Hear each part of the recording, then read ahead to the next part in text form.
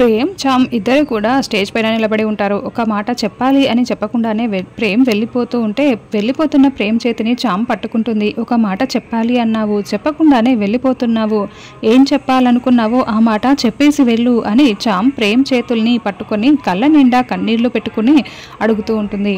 నీ పరిచయం నాకో వరం, నీ మనసులో నాకు ఇంత చోటివ్వు, నా బ్రతుకంతా నీకిచ్చేస్తాను, నీకోసమే బ్రతికేస్తాను అని చామ్ అంతే మాట్లాడుతూ ఉంటే, ప్రేమ్ చామ్ చేతులు పట్టుకొని, జూలియట్ నువ్వు నా మనసులో నిలిచిపోయావు, స్థానం సంపాదించుకున్నావు, నీ కోసం నేను ఎన్నో నిద్రలేని రాత్రులు గడుపుతున్నాను, మన ప్రేమ ఒక అద్భుతం కావాలి, నా ఊపిరి నువ్వు, నా ప్రాణం నువ్వు లేని జీవితం నాకు శూన్యం అని ప్రేమ్ చామ్ చెంపల్ని రెండు చేతులతో పట్టుకొని నిజంగానే ఫీల్ అయిపోతూ తన ప్రేమనంతా కూడా చామ్కి చెప్తూ ఉంటాడు.